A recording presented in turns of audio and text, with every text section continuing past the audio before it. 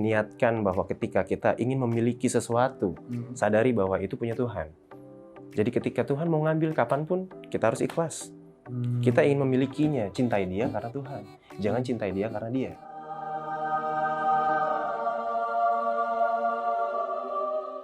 Nyanyi gak berhasil. Gak berhasil. Jual rotan, batu, belum rezekinya. ya kan? Belum rezekinya. Betul. Kembali lagi ke Percetakan. percetakan, nggak kembali lagi ke laptop ya. Iya. Kembali ke laptop.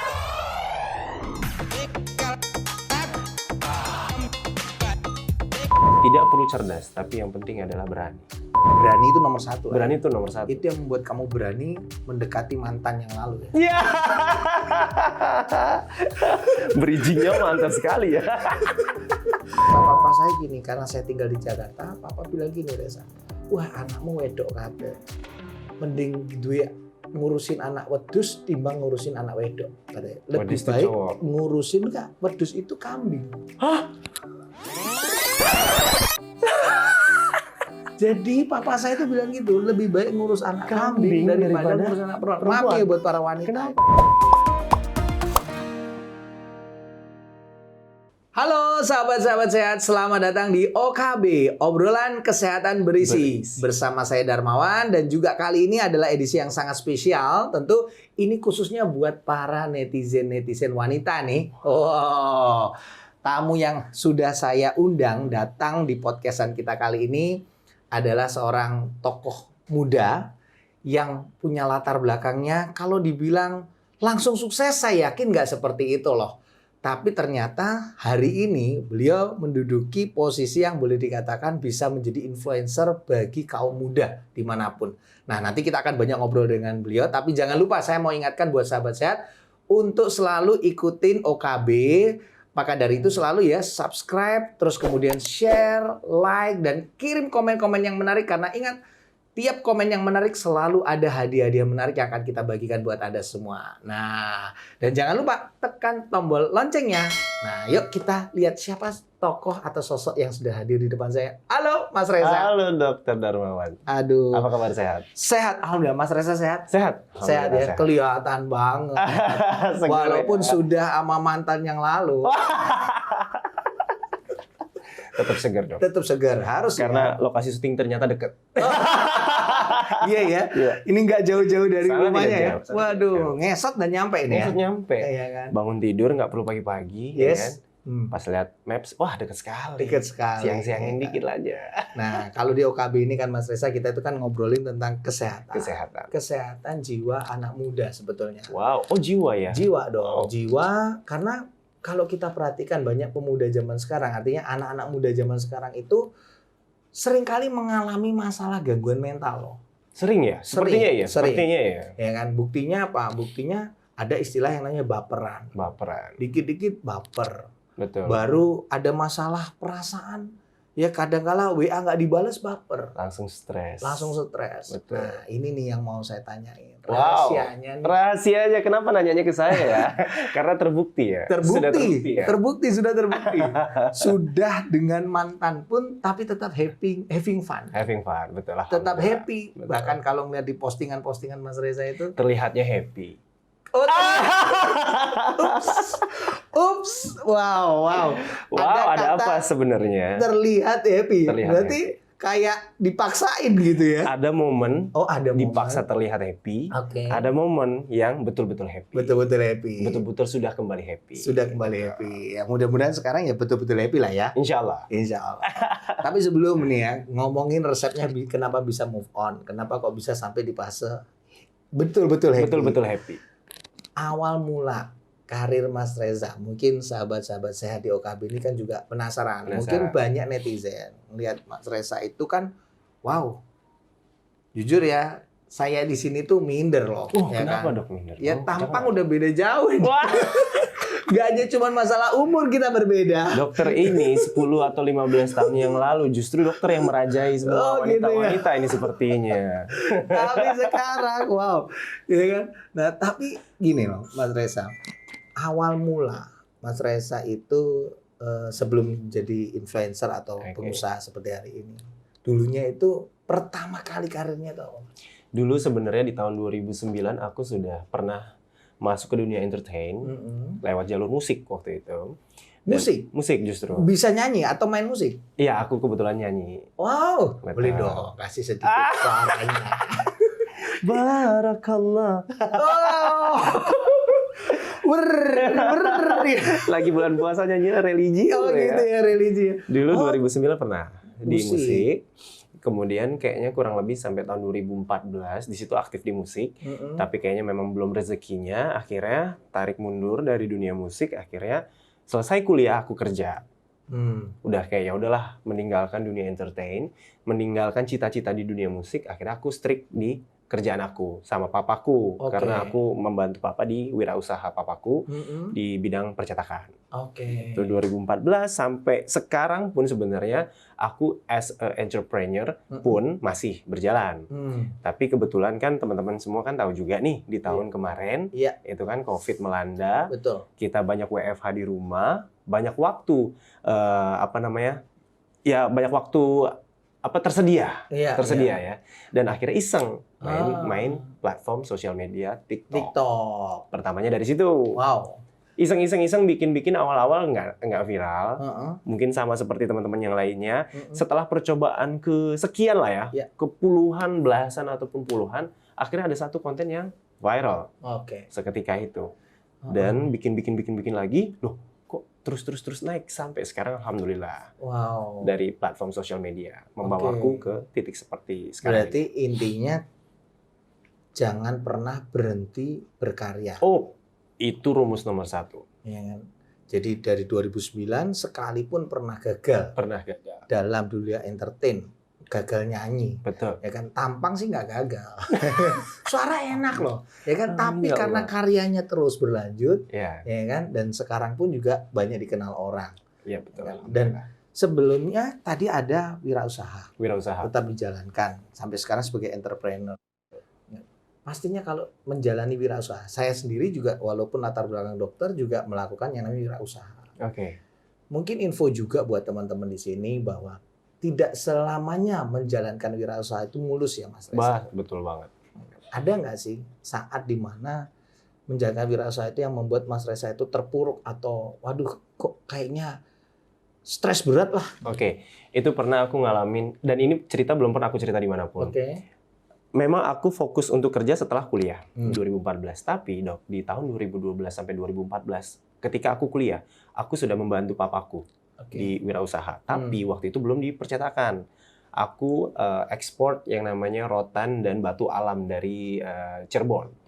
Di situ banyak yang namanya lika-liku, naik turun, rugi, untung, sampai akhirnya jual tapi nggak dapat apa-apa. Di situ kita sudah melewati semuanya. Dok. Umur berapa itu? Itu umur kuliah ya, berarti berapa ya? Sekitar 20 tahun ya? 20 tahunan 20 tahunan, itu sudah membantu papa. Berarti sambil kuliah, sambil menjalankan pekerjaan itu? Betul. Aku sambil kuliah sudah pernah berinteraksi dengan buyer dari Singapura. Kita datang ke sana, kita dealing, kita bawa dokumen segala macam apa yang mereka butuhkan dengan semua jalur pengiriman dan lain-lain. Aku sama papa berdua waktu itu. Dan waktu itu sempat jual ke sana, tapi pas setelah dihitung-hitung dong, anehnya dok, tidak ada untungnya. Kenapa ya? Di situ kita berdua sama papaku tuh kebingungan. Berhasil jual ke Singapura, tapi setelah dihitung kok kita tidak ada hasil. Dan habis aja begitu aja, entah gimana ceritanya kita kayak terpuruk aja sampai akhirnya modal yang kita tanam di perusahaan itu selesai hilang. Wow. Banyak di situ banyak pelajaran, banyak pengalaman. Memang ceritanya memang kita belum knowledge produknya kita belum begitu mendalami. That's why mungkin kita agak kecolongan di situ. Dan akhirnya balik lagi ke rumus wirausaha bahwa kita harus fokus ke satu yang bisa kita jalani, yang kita mampu jalani, yang knowledge-nya kita miliki dari A sampai Z. That's why aku balik lagi ke percetakan. Karena percetakan ini adalah perusahaan ataupun jenis usaha yang pernah digeluti papaku dan beliau sukses di situ di tahun sebelumnya. Betul. Oh, ya kan. Nah, jadi pengen expand ceritanya dong. Tapi nggak jadi. Nggak jadi. Nggak berhasil dong. Nyanyi nggak berhasil. Nggak berhasil. Jual rotan, batu, belum rezekinya. ya kan? Belum rezekinya. Betul. Kembali lagi ke percetakan. Nggak kembali lagi ke laptop ya. Iya. Punya tetangga. Punya tetangga sebelah. Kembali ke percetakan dan sampai dengan hari ini. Alhamdulillah. Apa sih yang membuat Mas Reza itu kok punya jiwa ya. Oke. Kalau dari ceritanya tadi kan kayaknya usaha gitu ya. Oke, Di betul, umur betul. segitu itu banyak mungkin orang-orang di luar sana berangan-angan, tapi selalu saya bilang hati-hati, beda antara visi dengan halusinasi. Visi dengan halusinasi, betul? Iya kan? Kalau yang tadi Mas Reza ceritakan nih, saya melihat adalah sebuah visi. Sebuah visi. Ya kan, Mas Reza ingin melihat, oh aku nanti ke depan pengen jadi apa nih? Pengen jadi Itu apa. visionnya apa? Tapi banyak pemuda itu yang sifatnya halusinasi, Oke. berhayal. Berangan-angan. Nah, hayalan ya sekedar hayalan. Oke. Nah, tapi di balik visi itu kan pasti ada dorongan kuat. Iya. Apakah memang dari diri Mas Reza sendiri? Atau memang pengaruh ayahnya tadi? Kalau tadi kan beberapa poin dikatakan ini dari papa. Dari ya papa. kan, Pak? Apakah yang mempengaruhi atau menjadi tokoh di balik ini diri Anda sendiri? Ataukah memang sosok keluarga? Sosok keluarga. Lebih tepatnya papa itu sangat menginfluence aku. Banyak yang bilang bahwa kita menjadi apa tergantung lingkungan kita. Dan lingkungan yang paling terdekat aku adalah ketika itu adalah papaku sendiri. Papaku sendiri itu seperti ini, Dok. Aku melihat beliau adalah role model. Aku tidak perlu melihat sosok-sosok lain di luar sana. Cukup aku bisa menjadi seperti papaku.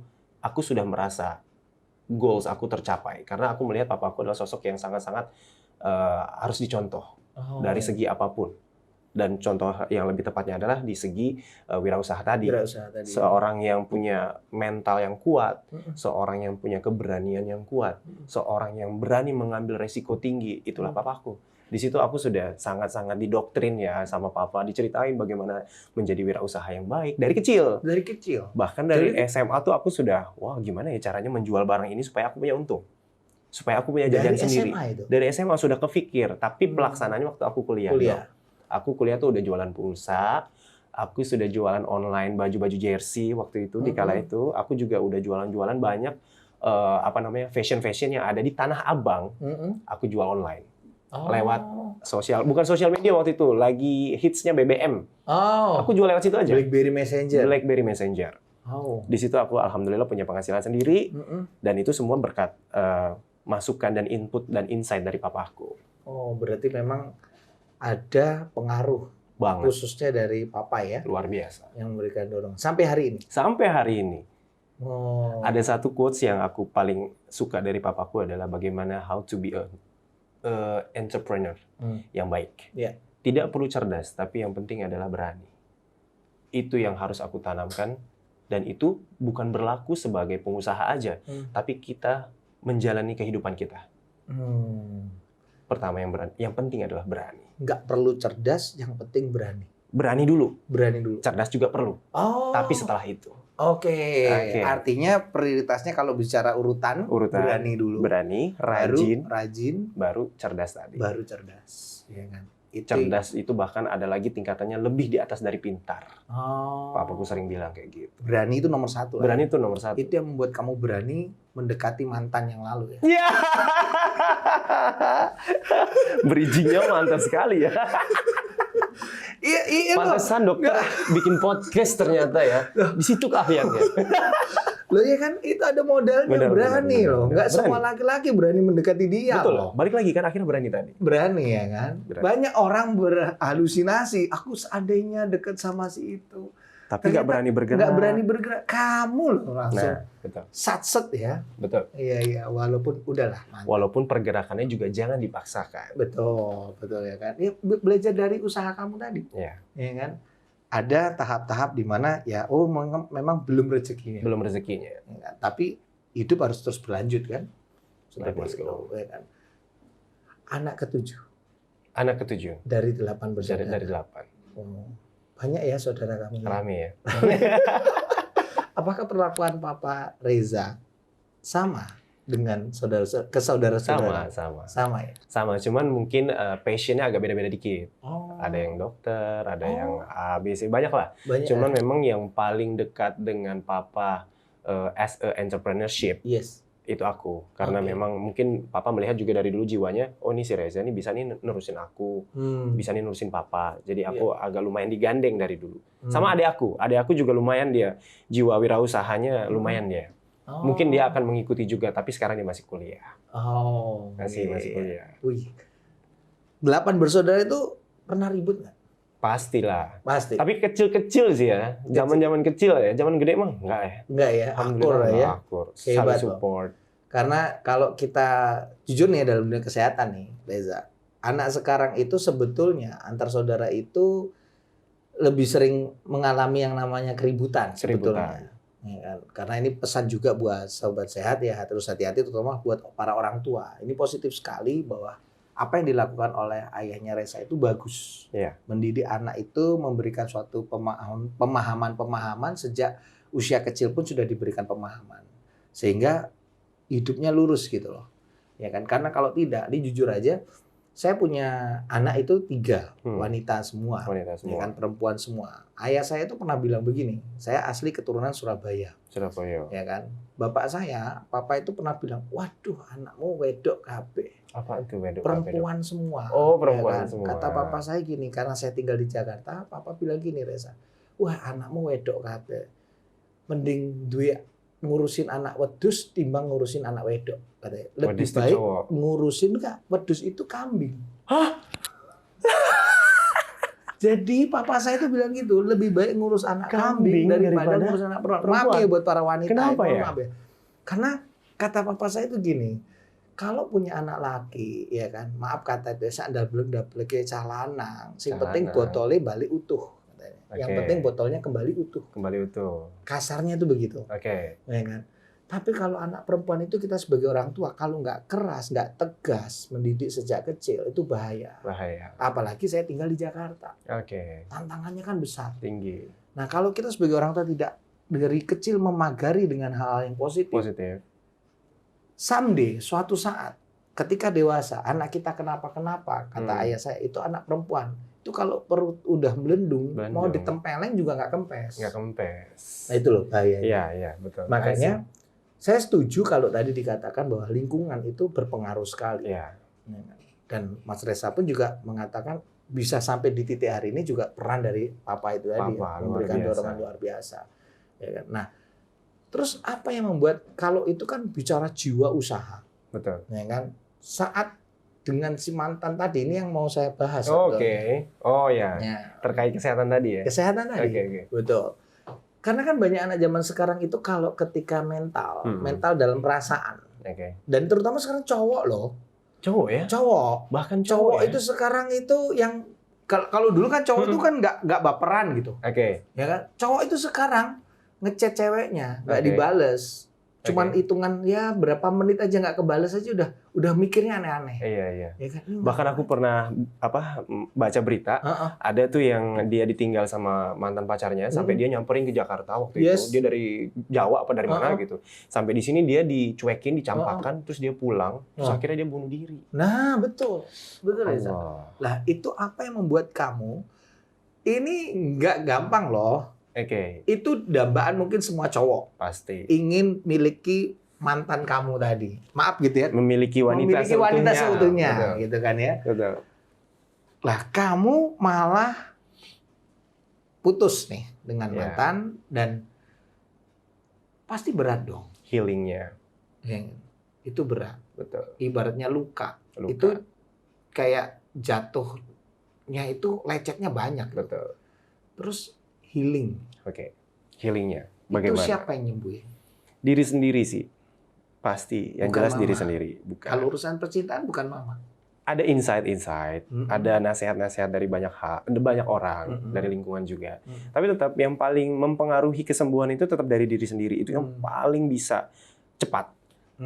Bahkan ya luka pun ya, di operasi pun tetap harus ada recovery kan. Betul. Sama aja kayak luka di hati. Secanggih-canggihnya kita, sekuat-kuatnya kita tetap butuh waktu. Tapi jangan sampai larut. Itu yang aku lakukan dan aku tanamkan kemarin. Dan ya memang sebenarnya secara teori itu simpel, tapi memang mungkin pelaksanaannya agak susah. Yang pertama sebenarnya adalah sadari bahwa ketika itu tidak happy ending untuk kamu ataupun kalian teman-teman di rumah, sadari bahwa yang pertama adalah itu memang belum jodohmu. Atau tidak jodohmu, atau belum jodohmu. Di waktu dan tempat dan orang yang tidak tepat. Mungkin ya. Itu sadari dulu yang pertama. Karena ketika kamu sadar bahwa itu bukan jodohmu, itu kita Nerimo kalau bahasa Jawa. Betul, nerimo. Nerimo, ikhlas. Ikhlas. Itu kalau tidak bisa menerima itu akan susah move on-nya. Iya. Sadari dulu bahwa mungkin Tuhan menyiapkan jodoh yang lebih baik untuk dirinya, Oke. bukan saya. Oh, Ataupun sebaliknya. Untuk dirinya ya. Dan sebaliknya. Sebaliknya. Mungkin pun Tuhan menyiapkan jodoh yang lebih baik untuk saya, Iya. bukan dirinya. Oh, oke. Tapi bukan berarti dia pun tidak baik, bukan berarti pun seperti itu. Dan bukan berarti diri kita juga tidak baik, bukan seperti itu. Kadang kalau dibikin teori seperti itu nanti malah insecure. Betul. Oh, berarti saya tidak baik untuk dirinya. Bukan juga. Mungkin kita lebih baik untuk orang lain. Yes. Kayak seperti aku tuh selalu menanamkan seperti ini, Dok. Misalnya kita punya kaki. Kaki ini alangkah lebih baiknya ketika kita menyiapkan alas kaki.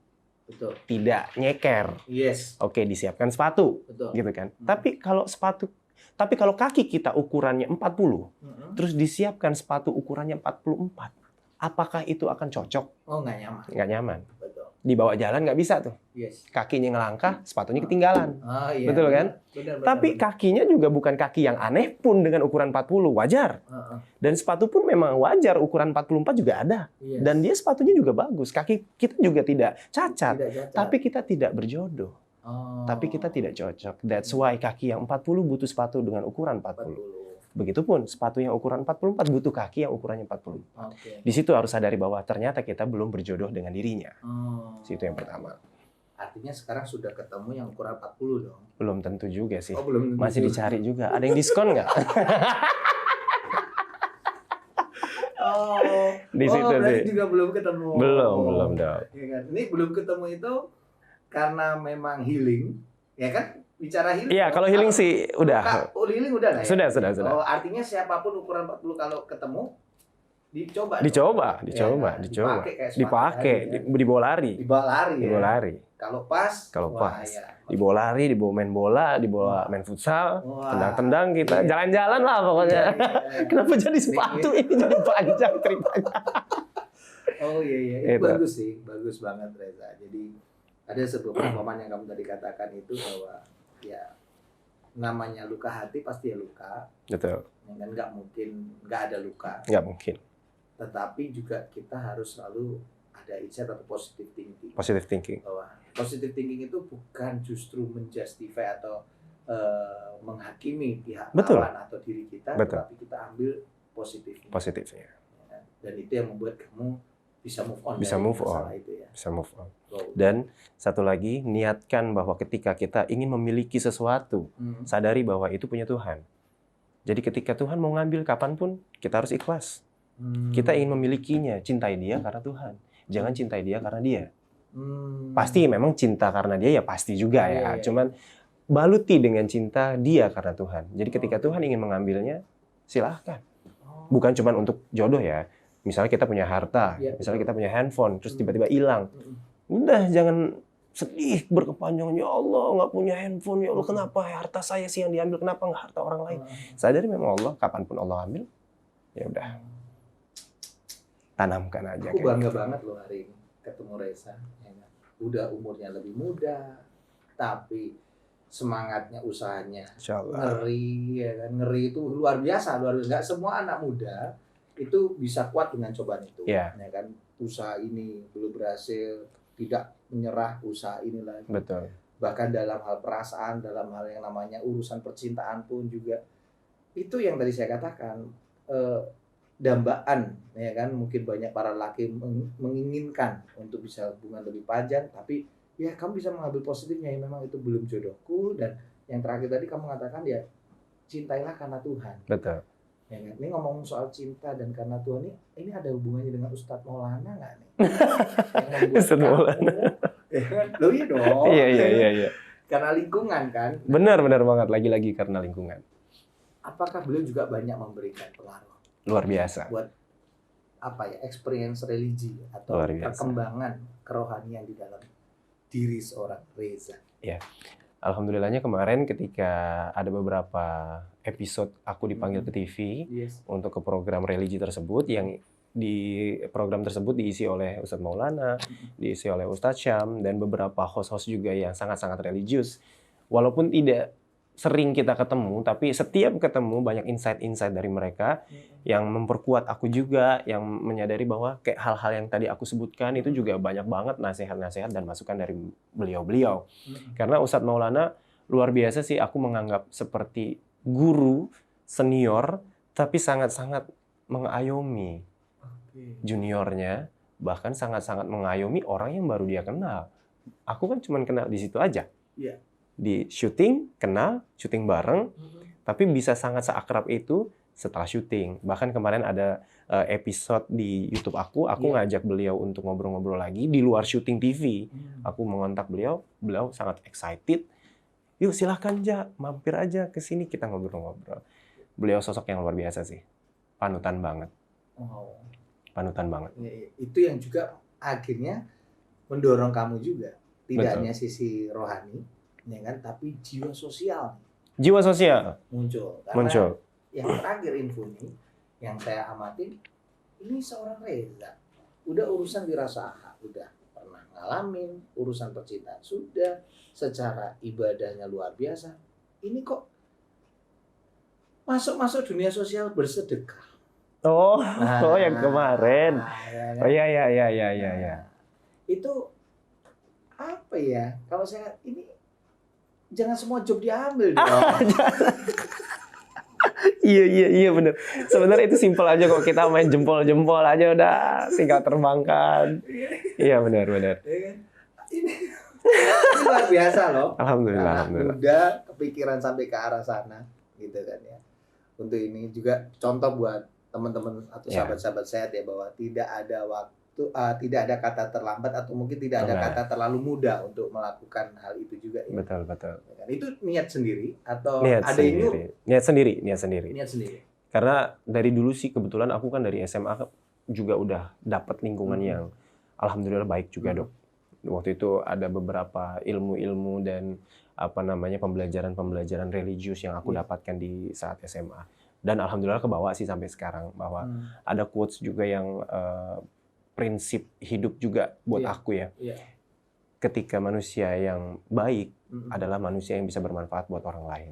Dan itu aku tanamkan, dan aku juga sangat ingat bahwa banyak nasihat-nasihat dari teman-teman, dari guru-guru, bahwa rezeki dari kita adalah ada hak punya mereka. Dan itu yang harus kita salurkan. Dan ketika kita bersedekah, bukan berarti kita mengurangi harta kita, tapi justru mencuci harta kita. Bahkan ada peluang menyerap rezeki baru lagi. Kayak donor darah aja. Keluar nih dari badan. Betul. Bukan berarti kita jadi tidak sehat, justru jadi bugar. Iya. Diproduksi lagi darah yang lebih baik. Di situ. Betul. Di situ sedekah. Dan akhirnya kemarin ada kerjasama dengan platform kitabisa.com, platform pihak ketiga yang kredibel. Aku sangat support dengan program mereka, apalagi ini Ramadan. Ketika kita berbuat kebaikan kan berlipat-lipat ganda nih, Dok. Yes. Justru di bulan inilah kita berpacu untuk mendapatkan pahala sebaik-baiknya. Udah, akhirnya aku bantu, kita kerjasama lewat sosial media, aku galangkan ataupun campaignkan teman-teman semua, followers-followersku, bahwa sedekahkan sedikit aja dari apa yang kita punya. Bukan berarti nominal yang harus besar. Yes. Sedikit aja membantu buat mereka, apalagi itu ikhlas. Nggak harus besar, yang penting niat dan ikhlasnya. Niat dan ikhlasnya.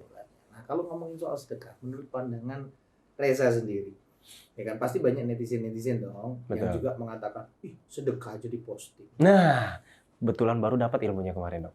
Nah, Benar. karena kadang gini, contoh di bulan-bulan seperti ini ya, bulan puasa, kadang kan ada orang mengatakan gini, contoh saya gini, saya ambil contoh. Oke. Ketika saya meeting dengan rekan-rekan bisnis, gitu. Ketika meeting kan kita akan membahas sebuah evaluasi. Oke. Dan salah satu evaluasi, kalau sebagai wirausaha pasti tahu dong, yang dievaluasi salah satu adalah SDM. SDM. Nah, kadang-kala pada saat bulan puasa seperti ini, orang mengatakan gini, teman bisnis saya bilang, waduh, lagi puasa nih, jangan ngomongin itu dong. Ntar kalau benar jatuhnya gibah, Ya. kalau nggak benar jatuhnya fitnah. Fitnah. Terus saya bilang ini, maaf ya, saya orang awam. Nah, Oke. ini mau saya tanya ke Reza, yang punya lingkungan yang mendukung secara religi. Termasuk nanti kaitannya dengan sedekah di posting Oke. itu tadi kan. Oke. Saya bilang kepada mereka, loh yang kita bahas ini kan evaluasi. Evaluasi. Kalau kita evaluasi tidak membicarakan yang bersangkutan. Terus apa yang mau kita evaluasi? Iya. Selama itu pendapat saya, Betul. selama niat kita adalah untuk mengevaluasi organisasi dan perusahaan, saya kira itu tujuannya positif. Betul. Tidak ada niat kita untuk ngomongin, kalau ataupun benar kan tujuannya untuk kebaikan. Ya. Saya bilang gitu. Betul. Itu pendapat saya. Betul. Nah, bagaimana kalau menurut Reza tentang yang namanya sedekah tadi? Betul. Ya kan? Kadang ada orang gitu kan ya di media sosial, dan tidak sedikit mereka itu niatnya baik. Ya. Mungkin tadi ingin mengajak Ya. orang lain Betul. untuk ayo dong gitu. Dia mungkin nggak punya tujuan untuk mau riak Betul. kan, tapi namanya mulut netizen, ini kan Netizen. tidak ada remnya. Ya. Nah, itu menurut kamu gimana? Balik lagi itu kasusnya mirip tadi seperti yang dokter lakukan, evaluasi yang tadi ya. Semua it's all about niat. Lagi-lagi, yang dokter lakukan tadi evaluasi benar, tujuannya untuk perusahaan, bukan tujuannya untuk menghardik orangnya. Oke. Bukan tujuannya untuk ngomongin keburukan dia, enggak kan? Enggak. Tapi kita untuk evaluasi kemajuan perusahaan, Betul. niatnya. Nah, balik lagi tadi yang sedekah tadi. Tergantung niatnya. Ketika orang tersebut memposting tujuannya untuk ria, ya jadilah ria. Oh. Ketika dia memposting dengan tujuannya sombong, jadilah sombong. Oh. Mengurangi pahalanya. Mengurangi Yang aku pahala. tahu dari guru-guru ya. Iya, iya. Kemarin kebetulan aku kan ada program juga di salah satu TV dengan Ustadz Solmed. Betul. Di situ juga aku dapat masukan yang luar biasa bahwa Ustadz Solmed bilang, ada dalil, ada ayat di Al-Quran, Al-Baqarah 271. Di situ dikatakan bahwa ketika kalian menampakkan sedekah kalian, maka itu baik. Oke. Tapi ketika kalian menyembunyikan sedekah kalian, maka itu lebih baik bagimu. Oh. Jadi intinya, dua-duanya baik. Oh. Dua-duanya benar. Yang mau ditampakkan juga baik, yang mau disembunyikan lebih baik. Lebih baik. Tidak ada yang buruk, dua-duanya Oh. baik, ya kan? Iya, iya, Yang iya. ada lebih baik, gitu kan? Berarti semua teman-teman di luar sana yang memposting di sosial media, di Instagram, di YouTube, di TikTok, Iya. di media sosial platform manapun, Iya. itu baik. Tapi tergantung niatnya. Niatnya tadi. Kalau ternyata dari dalam hatinya dia untuk sombong, pasti Allah melihat, oh dia sombong, pahalanya berkurang. Tapi ketika dia niatnya, tujuannya yang pertama untuk mengajak, Iya. menginfluence yang melihatnya, Iya. untuk mengikuti kegiatan baik tersebut, oh justru itu dapat pahala yang berlipat ganda, pahala jariah. Misalnya kita posting nih, alhamdulillah hari ini kita bisa berbagi sama teman-teman dari anak yatim mungkin, kaum duafa. Terus tiba-tiba orang lihat nih Instastory-nya nih, ya Allah dia baik banget ya, aku juga dong mau baik seperti dia. Ah. Besok dia lakuin. Dia belanja ke pasar, dia siapin nasi box, dia kasih juga sama yang lain. Terus dia posting juga niatnya untuk mengedukasi juga, betul, berbagi betul. kebahagiaan. Yang ngelihat jadi ikutan lagi. Ikut lagi. Orang pertama yang memposting itu apakah tidak mendapatkan pahala yang berlipat-lipat ganda? Oh, pasti. Dan di situ tujuan kita. That's why ada orang yang pengen memposting itu. Iya, iya, betul. Dan yang kedua ada lagi ini yang sangat menarik, alasan dari Ustaz Solmed bilang bahwa ini menghindari fitnah, Dok. Menghindari fitnah seperti apa sih gitu kan? Misalnya ada orang nih kaya nih, kaya raya, rumah gede. Terus tetangga-tetangga nggak pernah tuh ngelihat dia sedekah nih. Sama tetangga-tetangga nggak ada dia ngasih apa-apa. Diperiksa di sosial medianya dia nih. Nggak juga. Yang ada liburan aja. Pergi ke Bali, pergi ke Amerika, nggak pernah sedekah. Fitnah kan? Fitnah, benar. Padahal dia sedekah dan dia tidak tampakkan. Oh. Padahal dia sedekah. Mungkin dia transfer ke badan amil Betul, zakat, betul, nggak ada yang betul. tahu. Tapi Padahal- jadinya fitnah. Iya. Di situ menghindari. Maka kadang mungkin kita juga perlu Iya. memberikan informasi bahwa kita sudah bersedekah. Sudah bersedekah. Betul. Menghindari fitnah. Oh, tuh ya buat sahabat saya. Jadi ada dua yang saya tangkap di sini. Yang pertama adalah ketika kita melakukan kebaikan itu selama tujuannya atau niat kita baik, Baik. ya kan? Sekalipun kita itu mempostingnya, Ya. karena zaman sekarang media sosial itu sudah kayak makanan sehari-hari. Betul. Orang melakukan apapun, ya kan, ada Instastory lah, ya kan, Mm-mm. ada tadi TikTok dan macam-macam. lain Macam-macam. sebagainya. Tapi selama itu tujuannya baik, ya kan, itu akan jadi baik. Baik. Dan yang kedua tadi, Anda nggak perlu malu loh teman-teman saya. Karena apa? Tujuannya tadi menghindari fitnah. Fitnah. Ya, masuk akal juga, masuk akal. Betul. Karena namanya orang sekitar kita ya, Iya. seringkali kalau melihatnya, wah dikiranya kita negatif. Negatif. Timbullah fitnah itu. Timbullah tadi. fitnah. Justru dengan apa yang kita lakukan itu menghindari fitnah itu Betul. tadi ya kan. Nah, Dan satu lagi juga buat teman-teman semua, hindari juga berprasangka buruk sama orang lain. Oke. Menghindari juga negative thinking yang tadi. Kita suudzon sama dia, oh dia nggak sedekah nih. Ya itu juga kita perlu melakukan itu, menghindari. Ya, yang salah tuh ketika kita menyinyirin orang.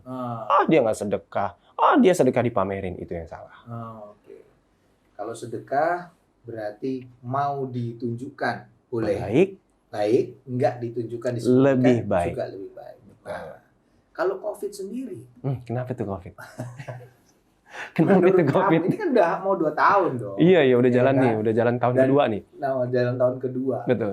Apa dampaknya buat hidup kamu? Wow, COVID ini kalau diambil positifnya merubah hidupku. Merubah hidupku, karena kan dari COVID tadi aku jadi main platform TikTok yang akhirnya membawaku ke titik sekarang. Kalau dikatakan COVID ya merubah hidupku. Bahkan merubah hidup banyak orang, semua. Semua orang di bumi ini bahkan ya. Positif dong. Positif.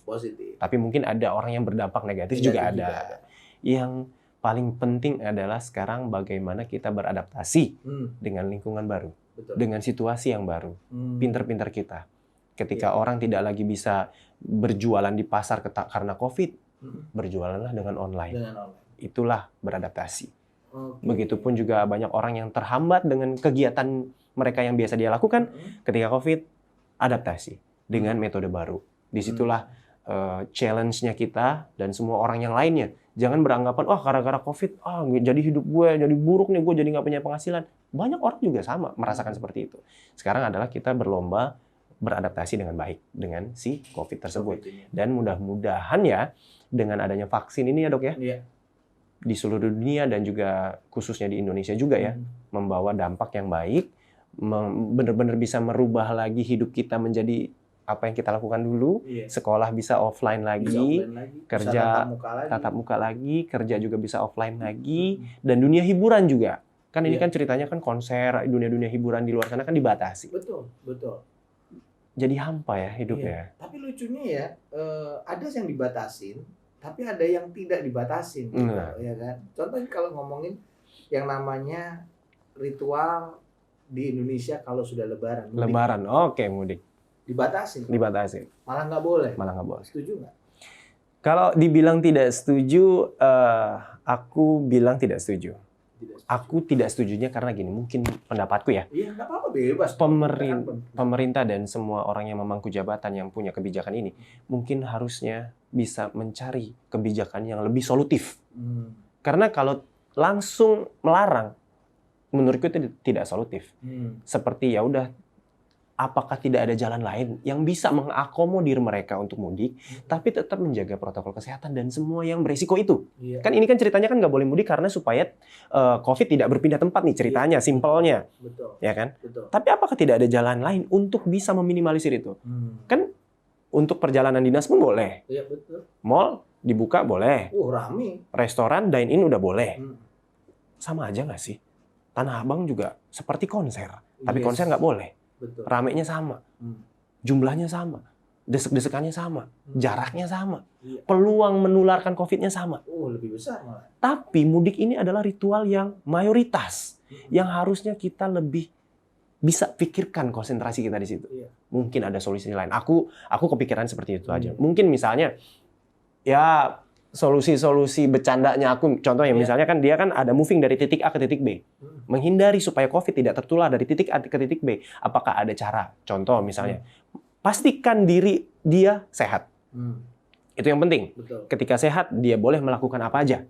Mau moving ke B kek, mau moving ke C kek, boleh. Tapi sehat. Betul. Bagaimana caranya sehat? Memastikan dia sehat. Tes. Ada PCR, ada swab, ada rapid, antigen, secepat itu bisa dilakukan. Betul. Mungkin bisa submit di online kali. Ketika dia sudah sehat, dia submit. Mungkin aku melakukan ataupun mengajukan izin untuk mudik. Sekarang biar nggak ribet via online aja mungkin ya. Iya, benar. Submit, di ACC. Dia sehat, boleh dikasih izin untuk dia moving. Nanti selama perjalanan mungkin ada metode-metode yang bisa memastikan bahwa ternyata dia sehat dan dia boleh. Mungkin metode itu bisa dilakukan, tapi memang agak susah. Setuju. Tapi harusnya pemerintah bisa lebih pikirkan itu karena ini adalah ritual keagamaan bahkan. Karena ini setahun sekali. Banyak orang pekerja-pekerja yang bekerjanya di luar kota, tapi rumahnya di daerah. ketika dia tidak bisa mudik, apa yang dilakukan dia pun di hampa hidupnya. Dan ini ada prediksi, ada kemungkinan ya kan, bisa jadi ada ledakan pasca Lebaran. Pasca Lebaran.